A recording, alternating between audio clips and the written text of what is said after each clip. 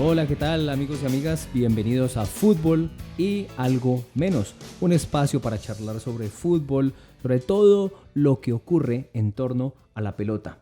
Les habla Johnny Lozano y me acompaña Laura Sánchez. Laura, ¿cómo te va? Bienvenida. Mi querido Johnny, muy bien, muchas gracias. ¿Cómo te va a ti? Muy bien, muy bien. Aquí expectante de lo que va a ser, sobre lo que va a ser este podcast, pues Fútbol y Algo Menos, charlar en torno a uno de nuestros puntos de encuentro, el fútbol, ¿no? Algo que nos gusta tanto. Sí, y además, pues bueno, algo que hacemos permanentemente, que es conversar entre los dos y compartir perspectivas y bueno, algún día teníamos esta idea de hacerlo público y por fin lo estamos llevando a cabo. Sí, estallaron las redes sociales, hubo como tres personas que dijeron que querían escuchar el podcast, entonces esto es por ustedes tres, amigos. Y Esperamos. y por mi mamá, que me escuchará también. Ah, bueno, bien, bien, bien, bien. Yo creo que mi mamá no me va a escuchar, pero bueno, eh, hoy vamos a tocar un tema que creo que puede llamar bastante la atención de nuestra audiencia, la argentinización del fútbol. Así lo hemos llamado, la argentinización del fútbol justamente hoy que Argentina se acaba de consagrar campeón de América en Brasil, en Río de Janeiro, en lo que algunos entusiastas del micrófono y de la tinta y de los titulares han titulado como el segundo maracanazo, ¿no? O el nuevo maracanazo, imagínate. Así de desmedido es el tema. Sí, claro, creo que ahí hay un ejemplo buenísimo sobre ese tema de la argentinización, que creo que parte mucho de esa exageración o de llevar al límite expresiones para describir un fútbol que pues si nos ponemos un poco a ir a lo que se vio en la cancha, pues fue bastante mediocre. De acuerdo. Entonces, exacto, entonces coger el maracanazo, que puede ser el evento futbolístico más famoso en la Más historia épico. del Mm, deporte, más épico, mm. exacto, y asignárselo a un partido que fue más bien malito para describir un título pues de una selección en una Copa América que medio se inventaron así como de afán en la Conmebol, pues Ujú. creo que ahí hay un ejemplo de cómo funciona o cómo opera una de las lógicas de esa argentinización. Bueno, la argentinización del fútbol entonces nosotros la entendemos desde dos ópticas dominantes. Primera desde lo futbolístico y segunda desde lo mediático. Entonces vamos a empezar hablando de lo futbolístico. A ver, hay que hacer una concesión con los argentinos y es que en la cultura futbolera latinoamericana ellos han puesto un punto bastante alto porque el fútbol se vive de manera religiosa en Argentina. Tienen una cultura muy arraigada, todo lo que tiene que ver con las canchas, con los cánticos, con la práctica del juego, con el discurso, en fin, creo que eso está por fuera de discusión y la influencia que han tenido en la configuración de identidad o del desarrollo futbolístico en varios países de Latinoamérica, pues es incuestionable. Creo que ahí coincidimos. Sí, creo que históricamente hay muchos datos que respaldan eso, el hecho de que jugadores argentinos fueron los primeros que llegaron a otros países cuando empezó el fútbol en otras partes de Sudamérica, y pues la influencia cultural creo que es innegable. O sea, yo pienso que detrás de eso hay otras cosas, que no es solamente que nos hayamos dejado influenciar por, no sé, una cultura del fútbol descontextualizada, sino que también pues entran otros factores de raza, de clase, de la forma en la que nosotros habitantes de demás países de Sudamérica vemos a los argentinos. Ujú. Eh, pero bueno, Ahí hay una cuestión de prestigio también, ¿no? En cuanto a exacto. el acento que tienen, esta idea que han vendido, pues Alberto Fernández hace un poco tuvo una salida desafortunada para algunos, pero que los retrata de cuerpo entero y es eso de que nosotros los argentinos llegamos desde los barcos y casi que alfabetizamos a Sudamérica. Entonces, tienen eso, sin duda alguna, pero vamos a, digamos, a conceder el hecho de que hay razones de peso para validar esa superioridad que pueden llegar a tener desde el discurso y desde el relato mismo del fútbol, porque lo han refrendado con victorias, con campeonatos, con buenas actuaciones y con diseminar una cultura sobre cómo vivir el fútbol. Ahora bien, esto entonces, como tú decías, arranca con algunas migraciones de futbolistas a distintos países de América Latina. En el caso colombiano, digamos, la influencia, digamos, el punto de influencia más grande que pudo haber tenido eso fue la llegada de Di Stéfano a Millonarios, ¿no? Sí, probablemente. Yo creo que es el evento más famoso y puede ser el argentino de esa época más recordado en Colombia. Posteriormente vinieron otros y creo que últimamente también ha habido influencia fuertísima de jugadores argentinos aquí, como por ejemplo Armani, es Ujú. creo que un ejemplo clarísimo de años recientes. Pero para esa época que recién se estaba configurando el fútbol como actividad profesional en Colombia, pues Di Stéfano es el que manda la parada. Claro, y era prácticamente Entonces, tener a Messi en el fútbol colombiano, ¿no? Entonces, básicamente, es... exacto, y pues de ahí es que comen los hinchas de Millonarios toda la vida, con la hermandad con River y con el Real Madrid, y bueno, Sí, lo que ya sabemos. sí. Ujú. Un saludo a los hinchas de Millonarios. Un saludo, un saludo. La deben estar pasando muy bien, seguramente también como nosotros, los hinchas del Tolima. A propósito, este podcast que pues, se va a escuchar en todos los rincones del mundo, lo hacen dos ibaguereños que son hinchas del Tolima. Entonces, por lo menos ustedes van a confiar en lo genuino de las emociones acá. Bueno, hablemos entonces, ya eso está claro, pero entonces ahora hablemos de lo que han traído consigo esos movimientos de futbolistas y de entrenadores. Han sido influyentes desde los esquemas de juego, desde las estrategias, pero también desde los vicios. Hay un relato bien incrustado en la memoria colectiva futbolera del país y es las malas artes o las malas prácticas del bilardismo en cuanto a sacar ventaja, tratar de sacar a los rivales de casillas, chuzarlos con los alfileres en los tiros de esquina, las ayudadas argentinas que eso nos van a ir llevando de a poco a un tema que más adelante vamos a desarrollar y es el código de conducta rioplatense en el fútbol. Pero digamos, no solamente llegaron los argentinos con sus estrategias, con sus informaciones tácticas o sus preparaciones desde lo físico, sino que también llegaron a traernos algunos resabios que en algunos casos fueron incorporados a nuestras prácticas, ¿no, Laura? Claro, y creo que es importantísimo ese tema porque de ahí es que se construye la identidad futbolera de los argentinos en el mundo, que se vio en la semifinal contra Colombia en la Copa América, que se vio en esta final que se acaba de jugar y que es lo marulleros, el uso del lenguaje para distraer, bueno, la provocación psicológica, verbal y también las trampas ya más materiales, digamos el uso de, bueno, no sé, creo que Pecoso Castro hablaba alguna vez de que usaban puntillas para chuzar al rival y ese tipo de cosas que se instalaron un poco y que creo que todavía son chocantes para mucha gente. A mí me llama la atención, por ejemplo, con esto que pasó de Emiliano Martínez, que gente que regularmente no ve fútbol de una vez encontró que ese comportamiento pues no estaba bien, o sea, lo Sí, lo encontró rechazó. chocante y lo encontró, Ujú. exacto, hubo un rechazo y pues uno que está como más metido dentro del tema del fútbol lo vio normal, o pues yo en ese momento lo vi normal y luego dije como no, pues si la gente por fuera lo está cuestionando, pues debe ser que hay algo acá. Y claro, entonces en el entorno del fútbol ese tipo de comportamientos y esos vicios que trajeron en algún momento están súper normalizados, pero por fuera son muy chocantes. Dentro de la cultura del fútbol es una cosa, pero afuera es muy diferente. Sí, claro. Y sobre todo que el fútbol, si bien es cierto, nunca será un convento o un seminario, y Dios nos libre que lo llegue a ser, pero es obvio que sirve de referencia y sirve de ejemplo para la conducta de los niños, por ejemplo. ¿Sí? Eh, Sí, muchas cosas que, o sea, el fútbol realmente es muy influyente en la cultura popular. Yo creo que mucho más de lo que la gente se imagina. Si bien de pronto nosotros no tenemos la influencia que sí tienen los argentinos o esa forma de vivir el fútbol que tanto vemos reflejada en la cotidianidad de los argentinos, de todas formas sí, el fútbol en Colombia tiene un impacto muy fuerte en cómo se configura la identidad, la vida social, la cultura. La selección Colombia juega y es muy diferente el ambiente en la calle, ujú. bueno, ese tipo de cosas están, están presentes. Pero como aquí tampoco hay esa cultura de fútbol que tienen ellos allá, entonces, o sea, lo que hacemos es imitar lo que vemos. No tenemos como una identidad propia, una cosa que nos haga ver el fútbol colombiano de una manera que podamos reflejarla así, o sea, culturalmente, como si la tienen ellos. ¿Por qué crees Y las tú? cosas que tenemos Sí, dale.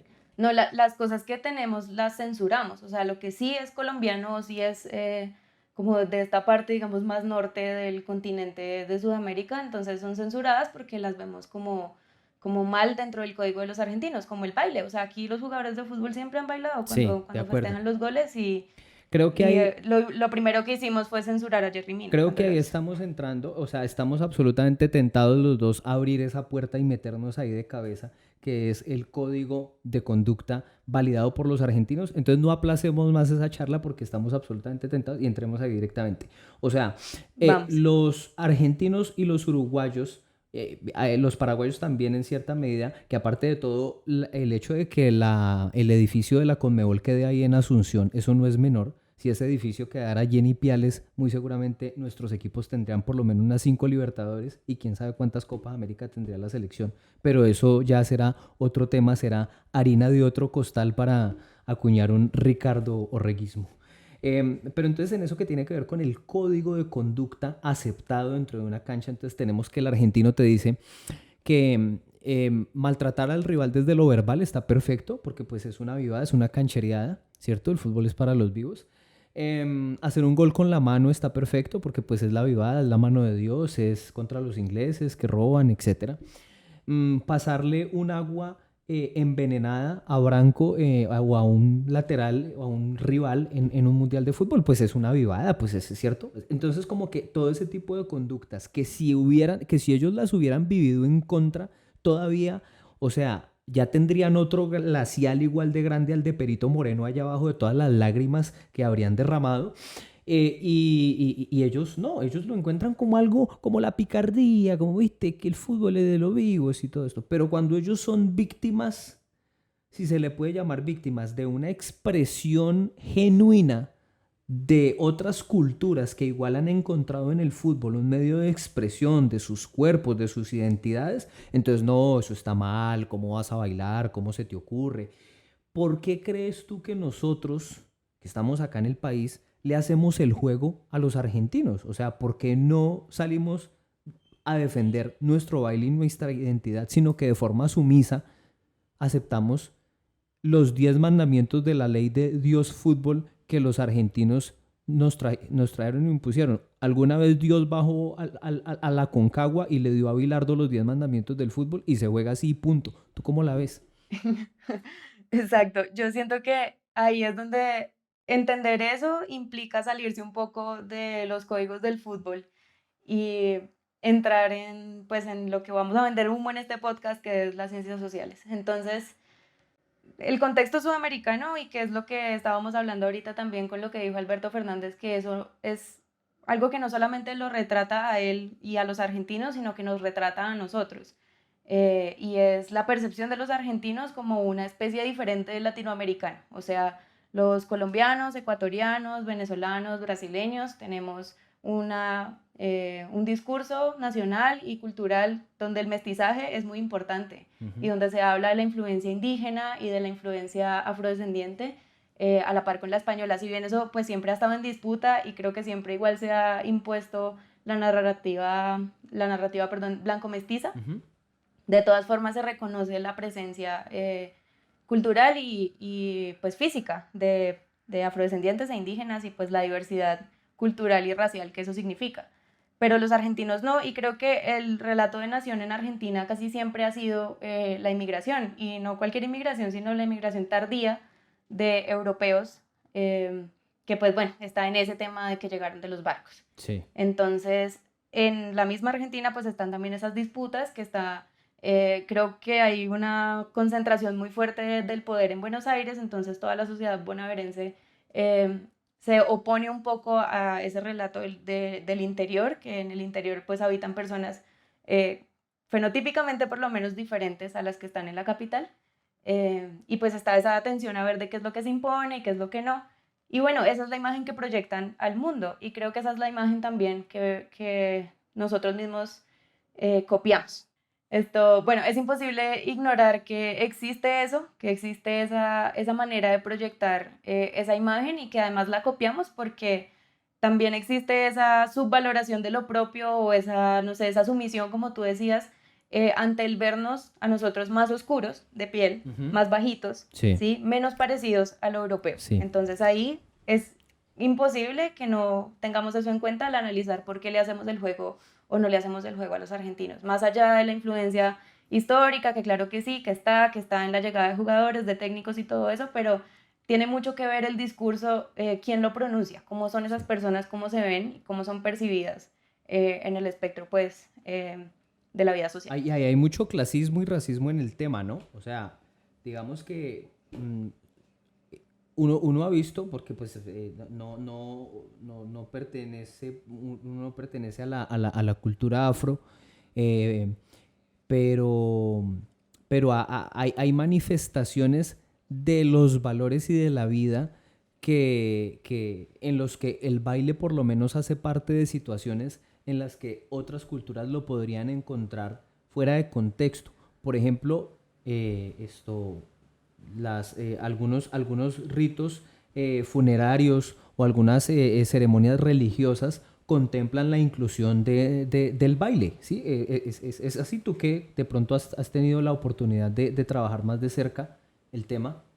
Claro, es así. Es así. Y Entonces, digamos, si incluso en una situación que, por ejemplo, un sector cultural del país o de Sudamérica o Latinoamérica como región podría encontrar inapropiado para el baile, porque pues como que uno dice, pero ¿cómo nos vamos a poner a bailar en un velorio, cierto?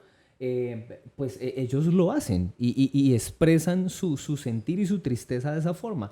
Entonces, ¿por qué no puede un jugador, ante una situación tan tensa como patear un penal en una definición, que eso debe ser de las situaciones humanas más tensas que uno que se podrían experimentar, el jugador profesional de fútbol que patea un penal en una definición de estas, si se libera un momento de tensión, ¿por qué no puede expresarlo a través de esa corporalidad? O sea, ¿por qué no puede bailar? Y acá el tema entonces se vuelve de, no, pues ¿por qué no? Porque no es serio. Pero ¿por qué no es serio?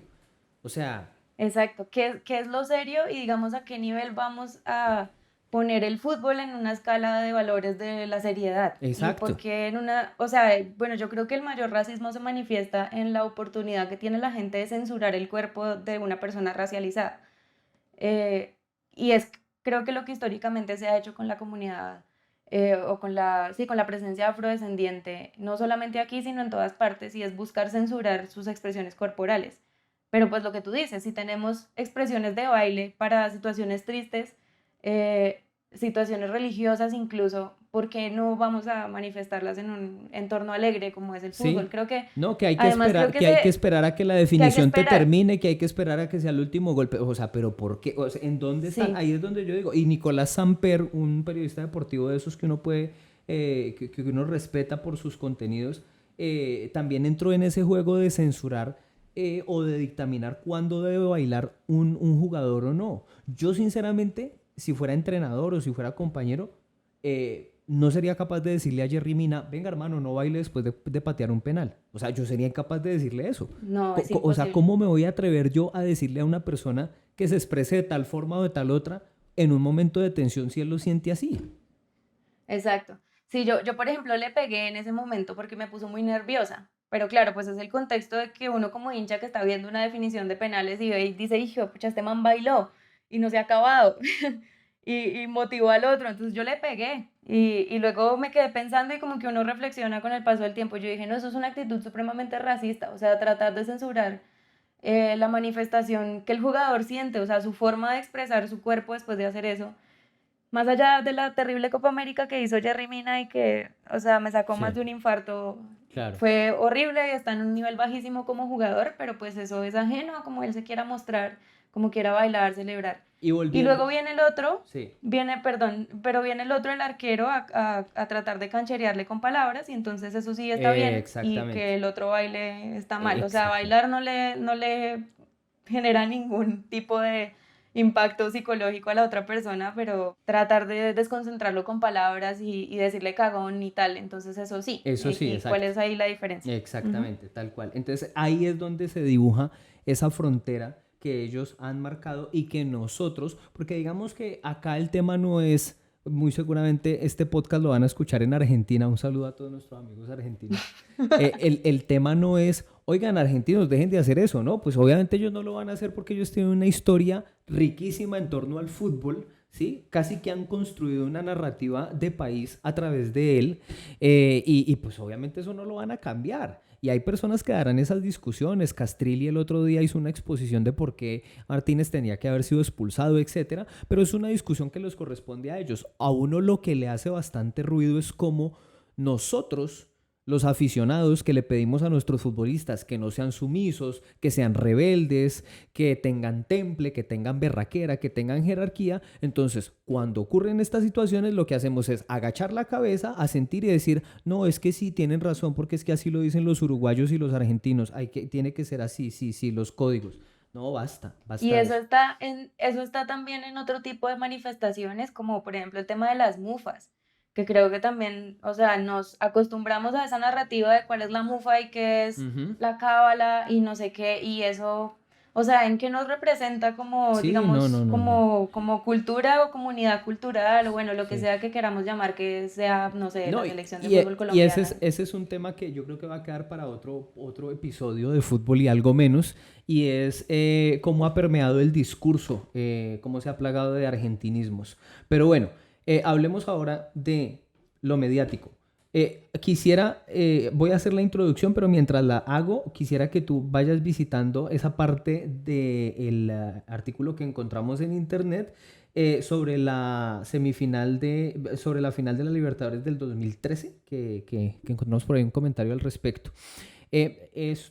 Los medios de comunicación que cubren estos eventos deportivos, que cubren la Copa Libertadores, que cubren la Copa América, tienen una tendencia dominante de la argentinidad, ¿sí? O sea, los argentinos son los que dominan los medios y son los que construyen las agendas, los que construyen los estilos y los que construyen los discursos en torno al fútbol. Y nosotros acá entonces en un ejercicio, o no solamente acá, sino en varios países, lo que hemos hecho es imitar esos formatos, imitar sus maneras, y nos hemos resistido a tratar de forjar una identidad propia desde lo mediático en lo futbolístico. O sea, las transmisiones o los eventos deportivos o los programas que están relacionados con el fútbol tienen una influencia permanente de los formatos argentinos y nos hemos resistido a tratar de forjar una identidad. ¿Qué encontramos nosotros, Laura, sobre ese tema de lo obscena que puede llegar a ser la tarea del periodismo argentino en los eventos futbolísticos? Sí, bueno, el artículo que tú mencionabas habla sobre la final de Libertadores de 2013 que fue entre Olimpia de Paraguay y Mineiro de Brasil. Y pues como los derechos de transmisión de la Libertadores los tiene Fox, bueno, los tenía Fox, ahorita ya como Fox y ESPN son la Sí, misma cosa. sí. Em, pero pues estamos condenados en América Latina a que para ver Libertadores tenemos que escucharla con narración argentina. Ujú. Entonces, pues creo que ahí ya de por sí hay una influencia muy fuerte en cómo los medios locales de cada país reproducen después en las transmisiones de su fútbol local los códigos argentinos. Pero lo que habla esta persona que escribió el artículo es sobre cómo en esa final, que no incluía ningún equipo argentino y además no tenía jugadores argentinos en cancha, los argentinos favorecieron en la transmisión, los periodistas argentinos favorecían en la transmisión a Olimpia de Paraguay, estaban muy parcializados Ujú. contra Olimpia. Entonces, pues No, a creo favor de que es Olimpia, a favor de imposible, Olimpia. perdón, a favor de Olimpia. Creo que es imposible también entender todo ese tema de la argentinización del fútbol y de la construcción de la identidad del fútbol sin entender el papel de Brasil también en la historia del fútbol sudamericano Ujú. y cómo el argentino o el fútbol argentino se entiende en contraposición al fútbol de Brasil. De acuerdo. Entonces, brasileños son gambeteadores, son rápidos, son talentosos, pero son ese juego individual pues que uno tiende como a asociar a este tipo de jugadores. Como Neymar, como Vinicius, como hasta Ronaldinho incluso. Ujú. Argentinos son eh, marulleros, cancheros, Pecho sí, o sea, calientes, como... sí. Y Exacto. mira que eso que tú tocas está relacionado también, se puede amarrar a ese tema de Jerry Mina, porque los argentinos también censuran varios comportamientos del futbolista brasileño que hacen parte de su sentir y de su expresión futbolística. En la Copa Libertadores del año pasado, cuando River y Palmeiras están jugando la semifinal, hay un jugador brasileño que empieza a tirar firuletes y La Torre en el comentario censura ese tipo de comportamiento, dice que eso no está bien. Pero ¿por qué no está Que es bien que un jugador irrespetuoso. brasileño gambetee y tire firuletes si esa es la forma en la que él siente el fútbol y de esa manera ganó 5 copas del mundo. ¿Sí? Exacto, y te dicen que es irrespetuoso, que es una falta de respeto pues eso no tiene sentido, o sea, Claro. ¿qué falta de respeto puede ser que un jugador de fútbol se dedique a jugar Es fútbol? Está irrespetuoso. jugando Es fútbol. irrespetuoso tirar una bicicleta o tirar una pisadita, pero no es irrespetuoso envenenar a un rival, ¿no? Que ese Exacto. doble rasero moral asqueroso. E insisto, que ellos lo tengan, perfecto, fenómeno. Les ha ayudado un montón a construir una narrativa que ellos aman. Pero que nosotros les sirvamos para hacer la segunda a ellos, con todo el desprecio que han mostrado en este último tiempo, no, pues creo que nos queda bastante mal esa actitud. Ahora, ya para ir cerrando, pues este primer episodio de Fútbol y algo menos sobre la argentinización del fútbol, que es el tema que hemos tratado. ¿Tú crees que hay algún antídoto para esta situación? ¿Hay algún remedio? ¿Hay algún jarabe que nos permita expectorar esas flemas argentinas que se nos han ido inquistando en los bronquios de nuestra identidad futbolística? Yo pienso que sí hay una solución, pero no es sencilla, porque pasa por la creación de una cultura de fútbol en el país. Y eso tiene que ver con lo psicológico en los jugadores, pero también con la identidad del juego en la cancha.